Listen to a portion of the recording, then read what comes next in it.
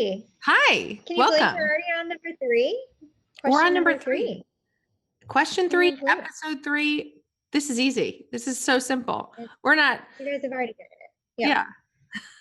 Well, welcome back. I am Erin. This is my partner in crime, Carrington, and we are welcoming you to the Virtual Wedding Planner, where we will work with you to plan your wedding from wherever you are. And we believe that all couples should have access to amazing wedding planners.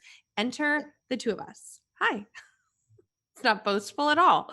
But no, we've been planning weddings for a ton of years. I've had the business for 14 years. Carrington has been with me for 8 years, which is crazy. It feels like yesterday, but also feels like 20 years ago, so long ago. But we love what we do. We love telling your story through your wedding, and we want to guide you through our planning process that we know works and works well. So, Yeah. welcome to episode 3.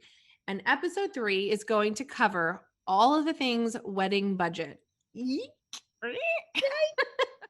No one likes this conversation. No We one. no one. And we hate having it with you and forcing you to Yeah. have it, but we have to have it. So, yeah, rip off the band-aid. And we are again inviting you to go to yourvirtualweddingplanner.co where you can download our 5 questions you need to talk to your fiance about today before you continue planning or before No you even further. start.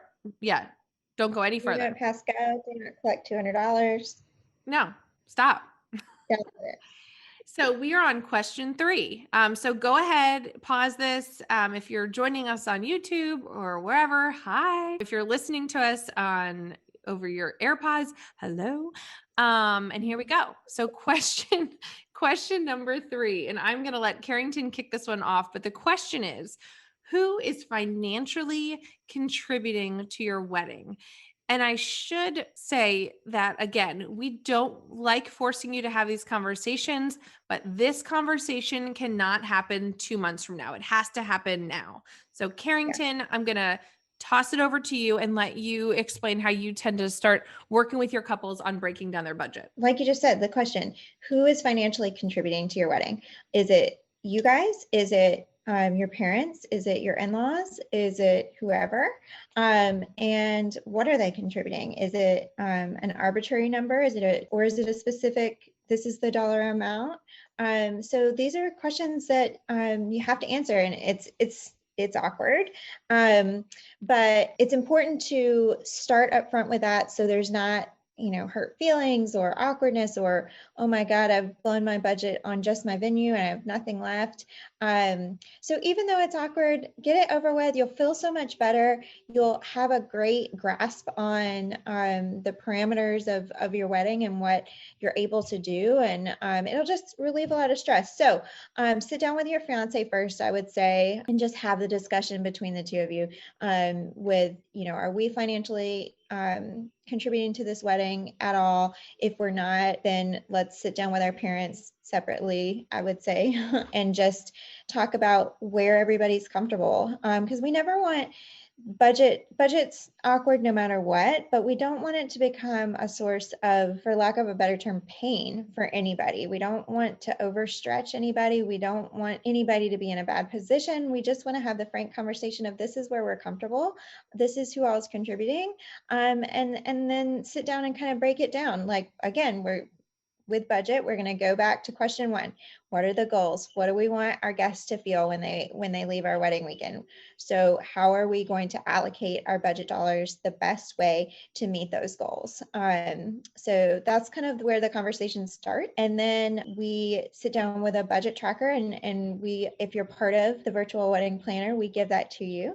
That's one of the add-ons and tools that we provide. And we will scope out your wedding based on what's important to you specifically. It's not a one size fits all from the knot or whatever. Not that there's anything wrong with that, but this is more customized to you guys. We want it to be usable and actually helpful versus just an arbitrary number that you're kind of like, well, this doesn't even work at all with what I'm planning. Absolutely. So I would say that's the starting point. For sure. And I also think so many times couples will come to us or parents will come to us and they'll just say, we have no idea what weddings cost. Right. We want this to be a Right. nice wedding for 150 people, but we have no idea what this costs. And oftentimes the first thing that we'll do is we'll say, okay, let's talk about guest list. Check, you've done that last episode. We'll talk about all of the other things. And from there, we can kind of put together an estimate of what it may cost. There are so many ranges when it comes to planning a wedding and wedding budgets. I think what I always find helpful is when we think about it in terms of like different categories. So when we give you for all of our virtual wedding planning couples, what we do is give them a spreadsheet that breaks it down into categories. And the first is entertainment and whether or not you're choosing a band versus a DJ. So we always recommend, and we're going to talk about entertainment down the road, but we always recommend hiring a really amazing DJ versus like a mediocre band. There's nothing more awkward than like a bad band. And it sets the tone for the whole event. Absolutely does. And so we will then we'll go into categories of food and beverage and venue. And I always say the food, beverage, and venue, they can all come from the same place or they can be different vendors. So if you're renting, for example, if you're renting a venue that maybe the venue provides nothing, they open the door and you have access to maybe 10 of their tables. Or you're going to like an all-inclusive venue where you have their bar and catering and all of that. Or what we've seen a lot of pop up recently, because it's super lucrative for the venues, is to offer the bar and only the bar and the venue, but no food. And we want that number to be around 40 to 55% on the high end. If you're looking at your overall budget and your venue, your catering, and your food, and your bar are all coming in at like 60%, we have somewhat of an issue. Now, what's so critical about this is, and we're going to talk about next episode is, how are you choosing your venue or date? What's the most important? But really, I would say probably like 4 or 5 episodes from now, we're going to talk about how do you contract with your venue and what does that look like? But what we want you to do is make sure that all of that is falling within 45 to 55%. If it's over that, we need to make some big cuts somewhere. And that might be guest count. It might be that you can't have a band. It might be that you don't have room for a videographer or whatever that is. So I want you to think about that.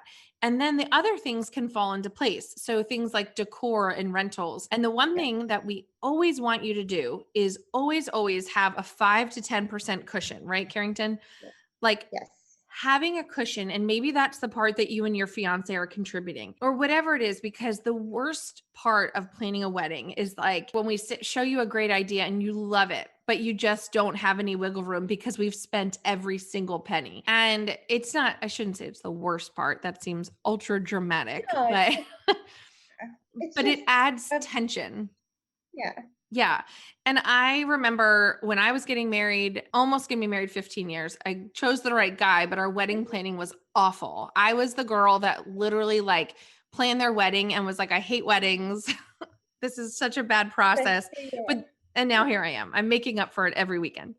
But because we were so broke, my mom was giving us some money, but we just didn't have a good budget at all. And we were broke at the time and just starting our lives out. And I just remember it was the most stressful process because we couldn't do anything we wanted, at all. So, and I just remember I didn't want to go into credit card debt. We didn't want to, we couldn't ask our family for more money, and it just felt stressful. So if you can plan a 5 to 10% cushion, that's kind of the fun money, that's the money where you go, okay, we want to do a great signature drink, or we want to have maybe the bagpiper we referenced a few episodes ago.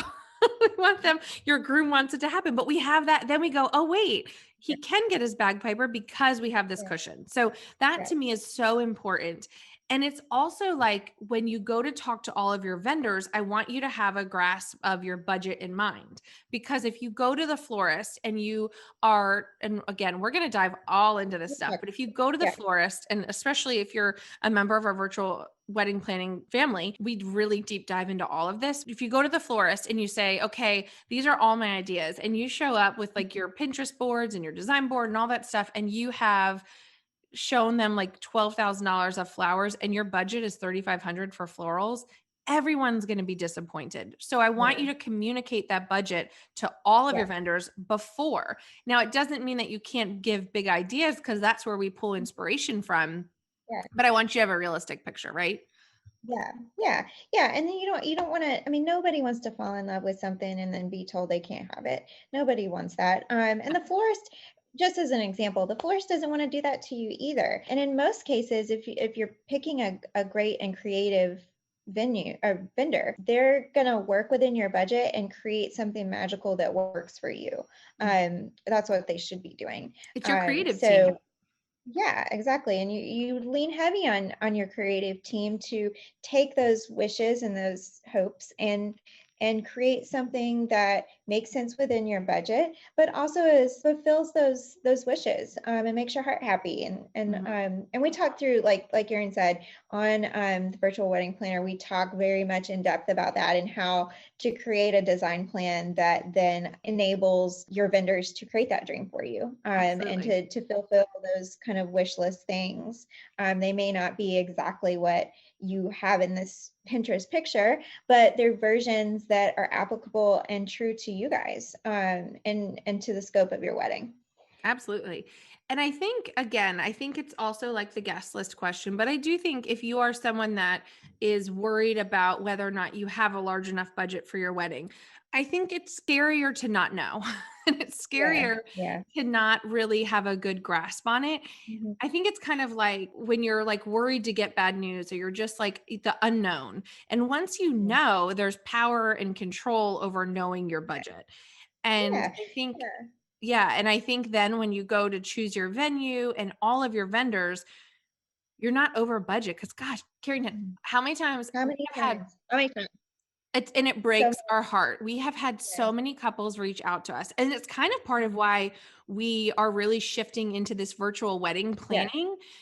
Because I think of me, Erin, like 15 years ago, of like, it broke my heart. I felt so inadequate, and I just felt like I can't have this great wedding because I didn't have that massive budget. And we work with massive budgets and we work with large budgets. And so it doesn't mean that we don't love that stuff, but it just, every time their couples were calling us and they were saying, we want to hire you to plan our wedding. And we were like, okay, great. Talk to us about where you're at. And then they would talk to us about their venue, and then they would tell us their budget. And we knew without knowing any other, and their guest list, not without knowing any other things about what they've spent their money on, they can't afford to have us as a planner. They can't afford really any planner, because they were sold the dream of, this is the great venue, this is all this, but they didn't really have a grasp on their overall budget. And when that happens, chaos ensues. Don't you think? Yeah, exactly. I mean, I can't tell you the number of times that we've had clients come to us ready to book